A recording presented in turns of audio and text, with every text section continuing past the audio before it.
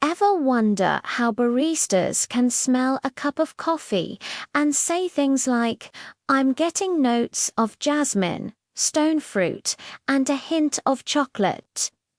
It might seem like a superpower, but it's a skill you can learn too, and it all starts with the nose. The aroma of coffee is incredibly complex. In fact, scientists have identified over 1,000 aromatic compounds in roasted coffee beans. These compounds are what create that rich, inviting smell we all love, and they're the key to unlocking the full flavor experience. So, how do we start to decode these smells? The first step is to simply pay attention.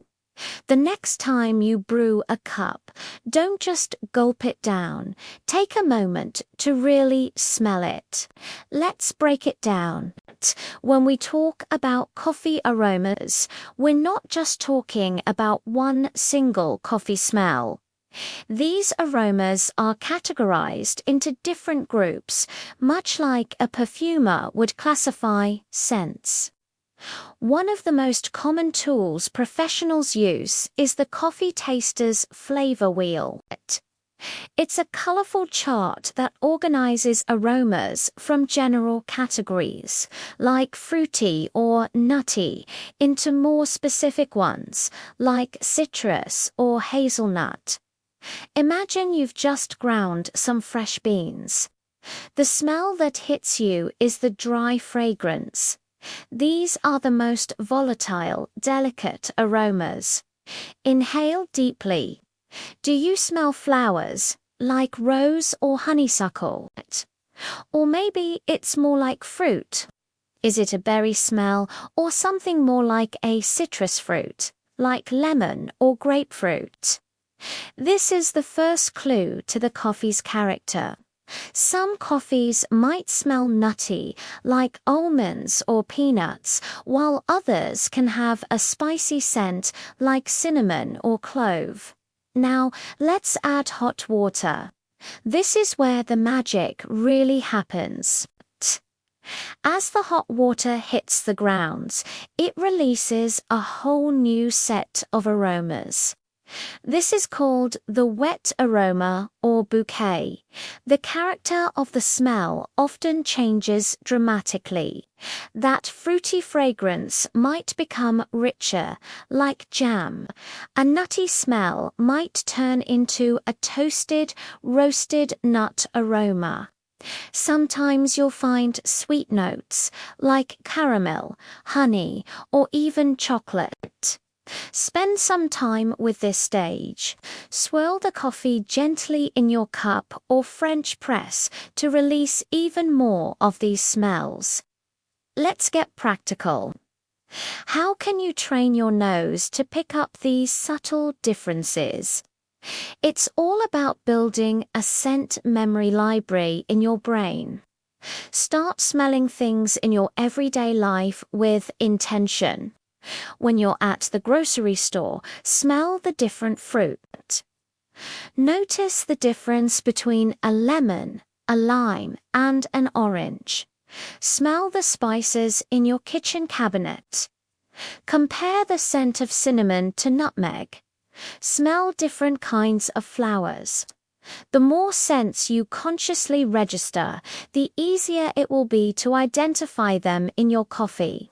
A great exercise is to create your own aroma kit. Get some small jars and put different items in them. A lemon peel, some roasted nuts, a piece of dark chocolate, a cinnamon stick, a few cloves, maybe even a jasmine tea bag. Close your eyes, have someone hand you a jar, and try to identify the scent. This direct practice is incredibly effective. When you're tasting, the aroma continues to play a huge role. As you sip the coffee, the aromas travel up the back of your throat to your nasal passages. This is called retronasal olfaction, and it's responsible for most of what we perceive as flavor.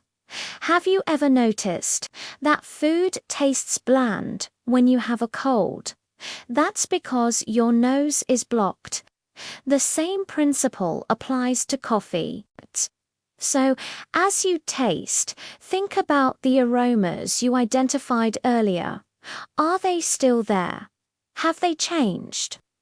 You might get a bright citrusy smell when you first brew, but as you drink it, a deeper chocolatey flavor emerges. This evolution is part of the joy of drinking specialty coffee. The temperature of the coffee also affects the aroma. As it cools, different aromatic compounds become more prominent. A coffee that tastes intensely fruity when hot might reveal more delicate, floral, or sweet notes as it approaches room temperature. Don't be discouraged if you can't identify a dozen different notes right away. It takes practice. Start broad. Ask yourself, is it sweet? Is it fruity? Is it nutty? Is it earthy? From there, you can start to narrow it down. If it's fruity, is it more like a berry or a citrus fruit?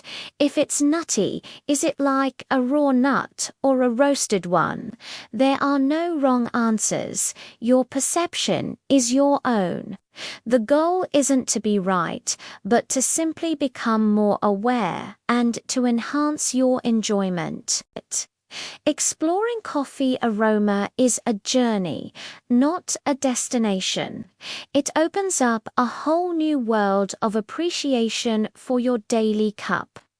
By training your nose, you're not just smelling coffee, you're reading its story, where it was grown, how it was processed, and how it was roasted. So, take a deep breath. What does your coffee smell like today?